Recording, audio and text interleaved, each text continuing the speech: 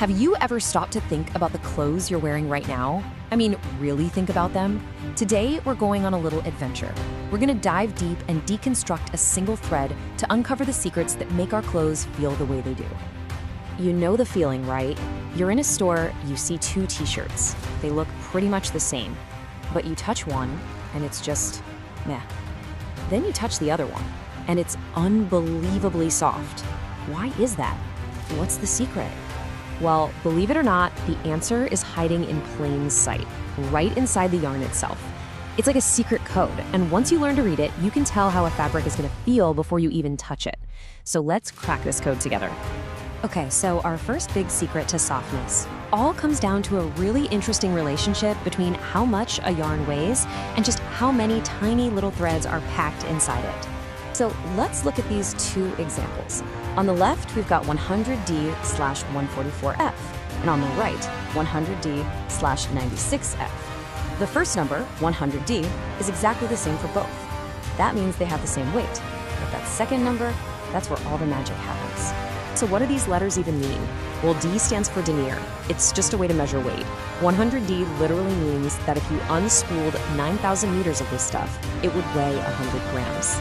But F is for filament, and that's the number of individual, super thin threads that are all twisted together to make that one single piece of yarn. Now, to really get a feel for why this matters, the source we're looking at has this absolutely brilliant analogy. Imagine your friend keeps flaking on buying you that dinner they promised. You've had it, it's time for some persuasive measures. You've got two ways you can do this. Okay, so what's it gonna be? Option one, you grab a couple of thick, kind of scratchy ropes and tie them together. Or option two, you get a huge bundle of really thin, silky threads, and you twist those into a rope of the same thickness. Now, come on, you want your friend to learn a lesson, but you're not a monster, right? Which one is gonna feel softer? The silky threads, of course. And that's the whole secret right there. For the exact same weight, the yarn with more filaments, our 144F yarn, is made of much, much thinner individual threads, and that makes it way softer. So yeah, the 100D/144F is our softness champion, hands down. So now we know what's inside the yarn, but there's another piece to this puzzle. How are all those little filaments held together? And honestly, the best way to think about it is, well, it's their relationship status. First up, we've got NIM, which stands for no intermingled. Think of this yarn as being happily, proudly single. The threads are just kind of lying next to each other, doing their own thing. There are no real tangles, no drama. It's living a simple, uncomplicated life, which gives the fabric a really smooth, shiny look. And you can totally see it here. Look at that red NIM yarn on the far left. See how loose and straight everything is? There's almost nothing holding it together, just a couple of knots every meter or so to keep it from falling apart. Next up is SIM, or semi-intermingled. Now this yarn, this one is talking to someone. It gets the idea of commitment, but it's not quite ready to go all in. There are some tangles, some knots, so it's a bit more stable than NIM, but it's still keeping its options open. And then you have HIM, high intermingled. Oh yeah, this one's married, it's all in. The filaments are super tangled up, totally committed, creating a really strong, stable structure. This makes for a tougher fabric that doesn't snag easily, even if it feels a little stiffer. And when you see them side by side like this, it's so clear. You can literally watch the relationship progress. You go from the loose, free NIM on the left to the slightly more tangled SIM in the middle, all the way to the super interlocked HIM on the right. So this table just pulls it all together perfectly. NIM is single with almost no knots. SIM is in a friendship with a good 80 to 100 knots per meter. And HIM is fully committed with over 120 knots locking it all down. Each status gives the fabric a completely different personality.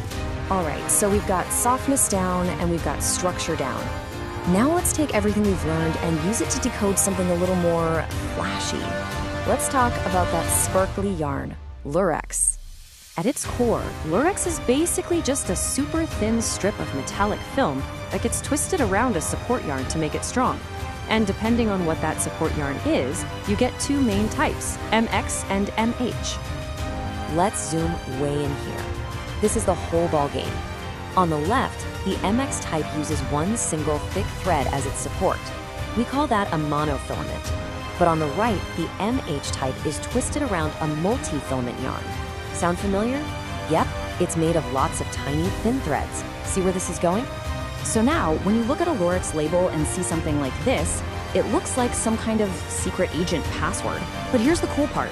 We now have all the tools we need to crack this code. Let's just break it down.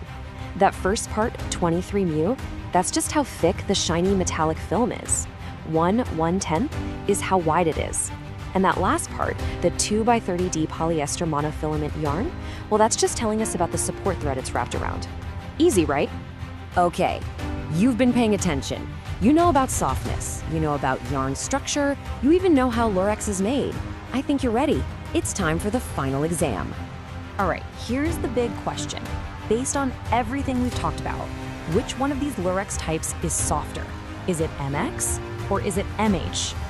Think all the way back to our friend and those ropes. And the answer is MH. Yes, of course it is. And you know exactly why, don't you? It's supported by a multi-filament yarn, a many silky threads option. The MX type uses that single thicker rope. It all comes back to that same simple principle. You totally nailed it. And there you have it. You are now officially a yarn detective. You can look at a label and understand the secret story of how that fabric was born and how it's going to feel. So next time you get dressed, take a closer look. What other secrets are hiding in your closet?